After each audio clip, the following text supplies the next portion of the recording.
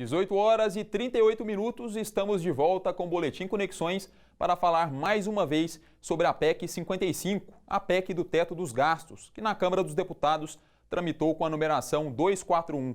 Trata-se de uma proposta que vai afetar toda a sociedade brasileira e que por isso merece ser amplamente debatida.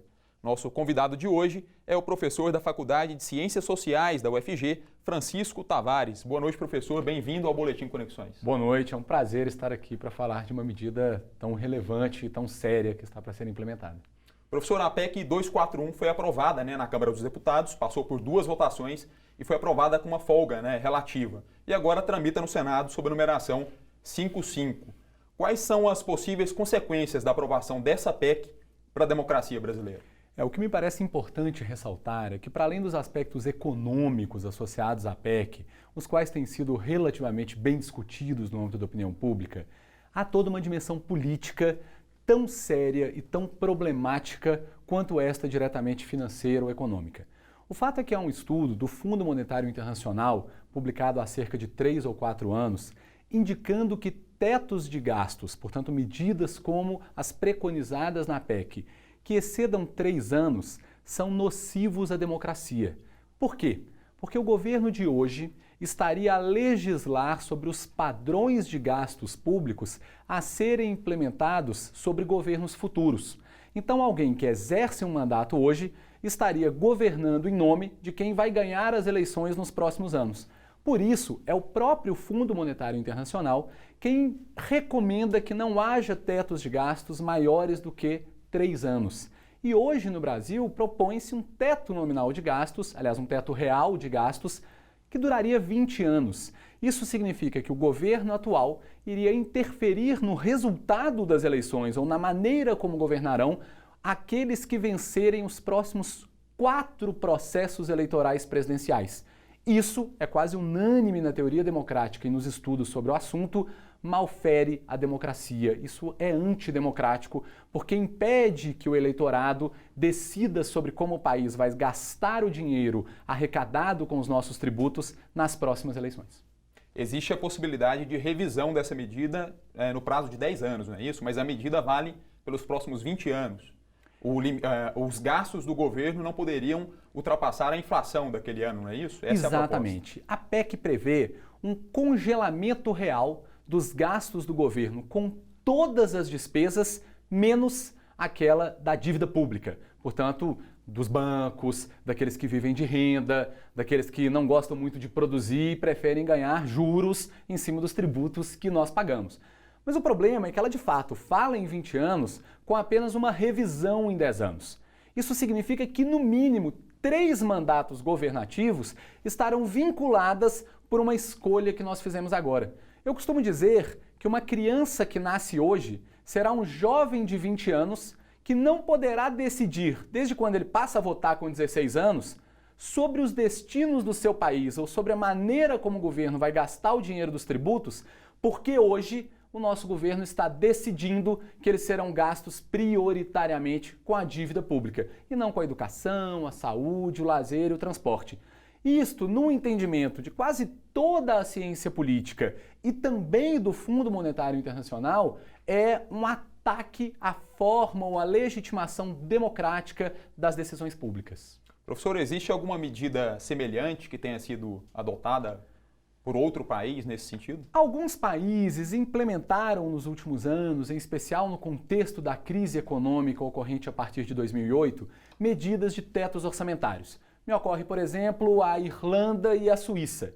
Contudo, essas medidas nunca excederam 3 anos e, no caso específico da Suíça, contemplaram também os gastos com a chamada dívida pública. Ou seja, foi um teto para tudo, para a saúde, para a educação, mas também para o dinheiro dos credores da dívida pública.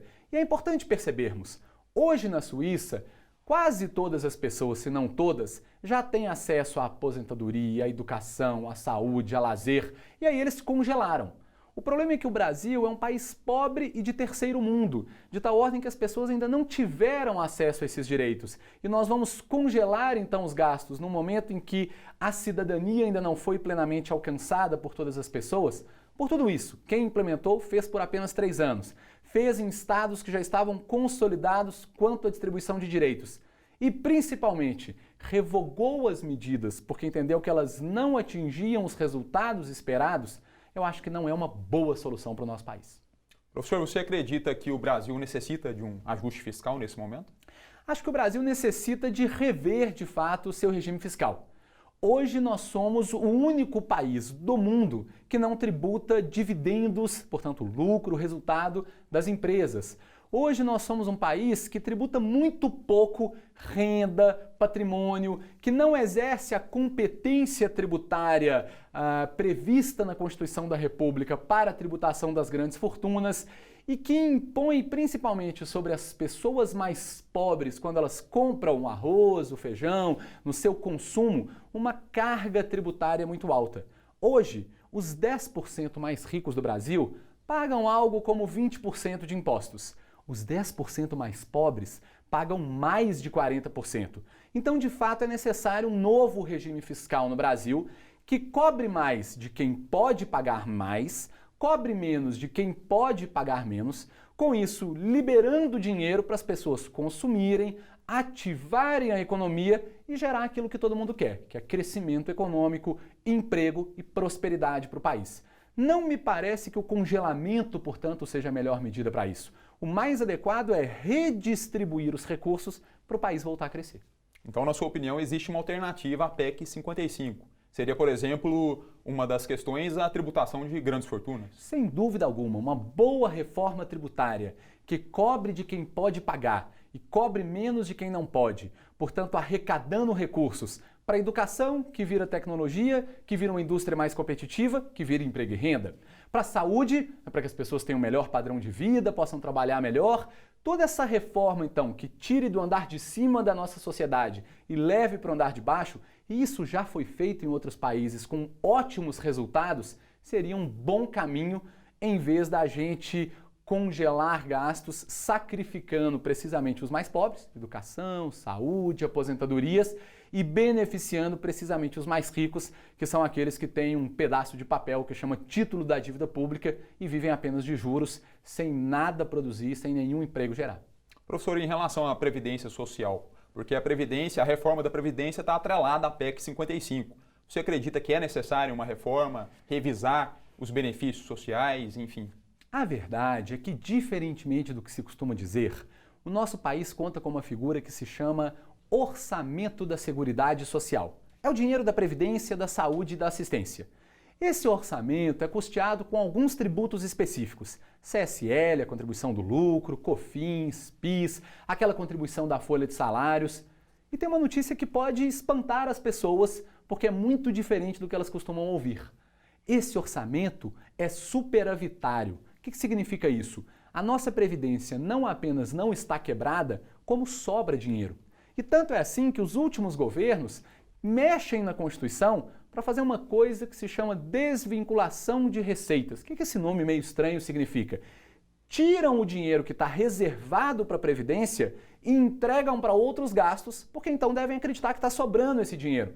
Então, antes de fazer uma reforma da Previdência, prejudicando aquela senhora que é beneficiária de aposentadoria, prejudicando aquela pessoa que trabalhou a vida inteira e agora tem lá o seu benefício no final do mês, talvez seja mais interessante fazer uma reforma tributária que tire das enormes fortunas e jogue esse dinheiro na economia para gerar emprego, renda, produção e o crescimento que cada pessoa nesse país espera.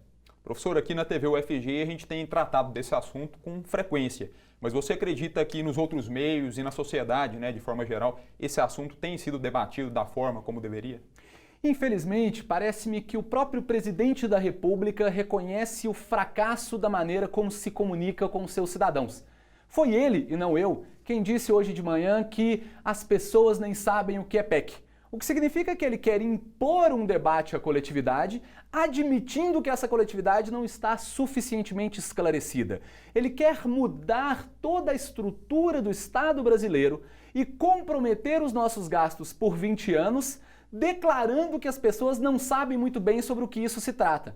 Ora, se o Brasil é de fato uma democracia, uma medida dessa só poderá ser votada quando todas as pessoas estiverem esclarecidas. E se quem propõe essa medida, precisamente o presidente da República, reconhece que as pessoas não estão esclarecidas, o melhor é não votarmos isso agora, termos bastante calma, discutirmos as finanças públicas brasileiras em audiências, na televisão, nas igrejas, nas famílias, na internet, para só então pensarmos qual o melhor caminho para o Brasil voltar a crescer e distribuir prosperidade para todos.